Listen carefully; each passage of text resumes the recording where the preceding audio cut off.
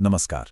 आज हम एक ऐसी डरावनी कहानी की परतों को खोलेंगे, एक ऐसी कहानी जहां हर आहट के पीछे एक गहरा, अनसुना राज है। तो चलिए साथ मिलकर समझते हैं कि ये डर आखिर हमारे दिमाग में अपनी जगह बनाता कैसे है। ये सिर्फ एक लाइन नहीं है, समझिए। ये उस खौफ की चाबी है जो हमें सीधे ले जाती है भैरवपुर नाम के एक वीरान, बिल्कुल सुनसान गांव की उस शापित हवेली के दरवाजे तक।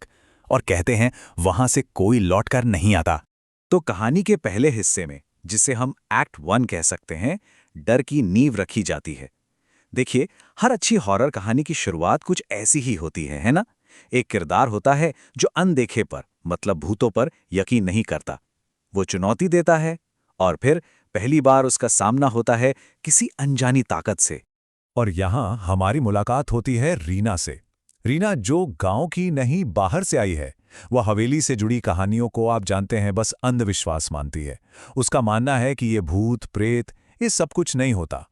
लेकिन जैसे ही वो हवेली की दहलीज पार करती है, उसका सारा आत्मविश्वास, सारा यकीन डगमगाने लगता है।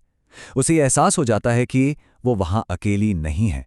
और बस तभी वो पहली आहट सुनाई देती है, जो धीरे धीरे उसके करीब आ रही है। तो अब कहानी अपने दूसरे पड़ाव पर आती है, जिसे कहते हैं टकराव। यहां पर डर सिर्फ एक इंसान तक नहीं रहता, नहीं, बल्कि ये एक महामारी की तरह पूरे गांव में फैलना शुरू हो जाता है। आप सोचिए, कैसे एक छोटी सी चिंगारी से पूरे जंगल में आग लग जाती है। बस वैसा ही कुछ।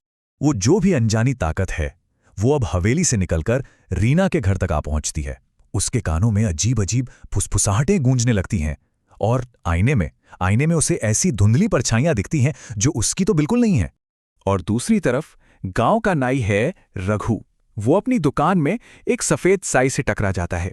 एक ऐसा साया जिसकी हरी आंखें अंधेरे में चमक रही हैं। सोचिए जरा, ये मंजर देखकर तो किसी के भी होश उड़ जाएंगे। और बात यही खत्म नहीं होती।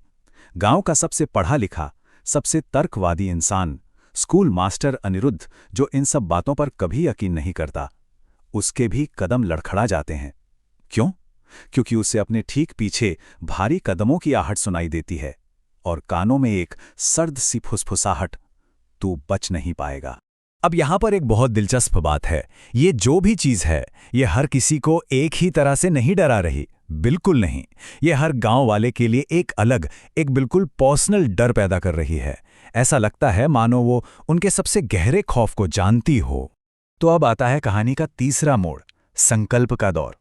और यहां एक कमाल की चीज होती है। डर इन लोगों को तोड़ता नहीं, बल्कि उन्हें एक कर देता है। अब वो सब मिलकर फैसला करते हैं कि इस रहस्यमयी आहट की जड़ तक पहुंचना ही होगा। और बस यहीं से कहानी एक बहुत जरूरी मोड़ लेती है। अब ये लोग सिर्फ डरे हुए शिकार नहीं हैं, अब वो जासूस बन चुके हैं जो सच की तलाश में निकले हैं।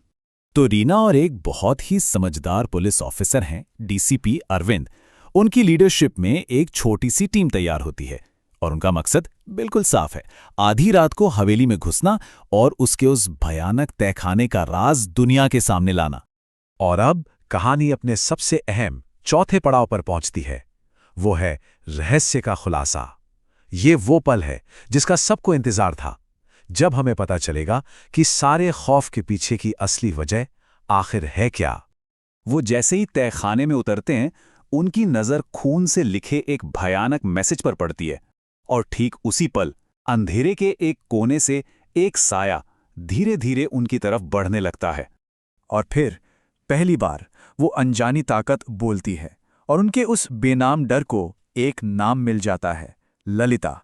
और फिर वो राज खुलता है जो 100 सालों से उस तहखाने में दफन था। 100 साल पहले उसी के पति ने दौलत के लालच में उसे वहीं जिंदा दफना दिया था।